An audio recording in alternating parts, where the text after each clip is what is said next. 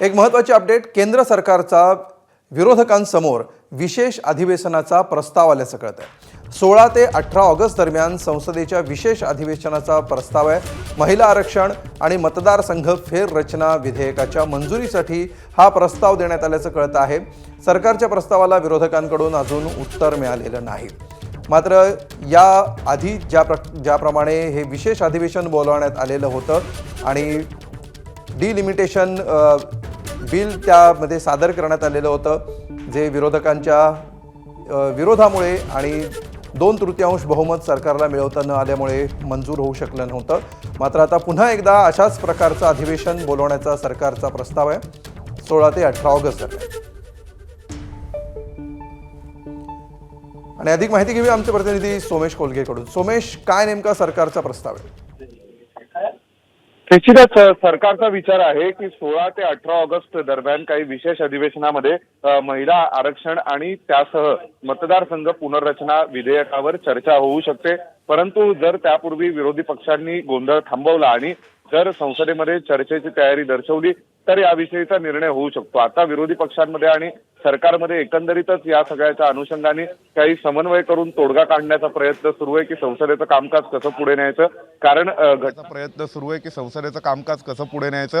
कारण घटना दुरुस्ती जी महिला आरक्षणासाठी आवश्यक आहे आणि त्याशिवाय जे एकूण मतदारसंघांची संख्या वाढवण्याच्या दृष्टीने घटना दुरुस्ती आवश्यक आहे आणि ती घटना दुरुस्ती जी यापूर्वी आणण्याचा प्रयत्न झाला होता। बंगाल निवडणुकीपूर्वी आपल्याला आठवते की विशेष अधिवेशन अशा प्रकारे घेण्यात आलं होतं, तेव्हा अर्थसंकल्पीय अधिवेशनाचा कार्यकाळ वाढवून काही 3 दिवसीय विशेष अधिवेशनामध्ये त्यावर चर्चा करण्याचा प्रयत्न झाला होता, तेव्हा घटना दुरुस्ती होऊ शकली नाही आणि त्यानंतर मग आता या अधिवेशनात तरी घटना दुरुस्तीचं विधेयक आणलं जाईल अशी चर्चा होती। परंतु आता सरकार आणि विरोधी पक्षांमध्ये या सगळ्यामध्ये एक समन्वयाने तोडगा काढण्याचा प्रयत्न सुरू आहे, जेणेकरून घटना दुरुस्तीसाठी आवश्यक असलेलं जे 360चं संख्याबळ आहे ते सध्या एनडीएकडे नाही आहे। एनडीएकडे सध्या 322 खासदार आहेत आणि उर्वरित खासदार हे सोबत आणण्यासाठी म्हणून एनडीएचे भारतीय जनता पक्षाचे प्रयत्न सुरू आहेत आणि त्याच दरम्यान जर ही घटना दुरुस्तीवर चर्चेची तयारी विरोधी पक्षांनी दाखवली किंवा विरोधी पक्ष आत्ता जो सुरू असलेला गोंधळ आहे तो गोंधळ थांबवून जर सभागृह चालवण्याच्या दृष्टीने काही सकारात्मक तयारी दाखवली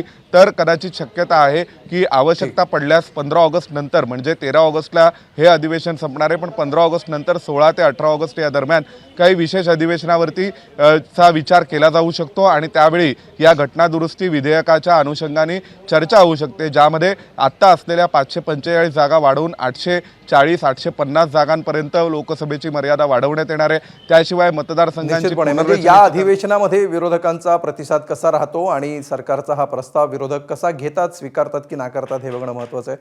तुर्त धन्यवाद सोमेश या माहितीबद्दल। संसदीय कार्य मंत्री की बात आप माने, आप सदन को आप इस बिल को खाली करें ना।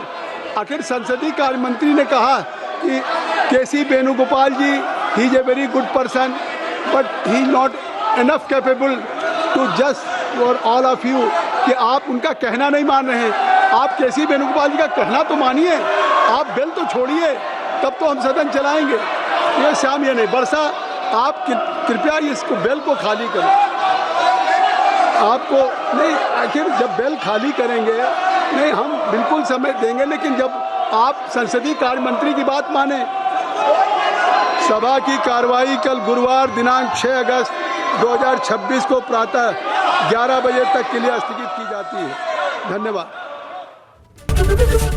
एबीपी माझा, उघडा डोळे बघा नीट।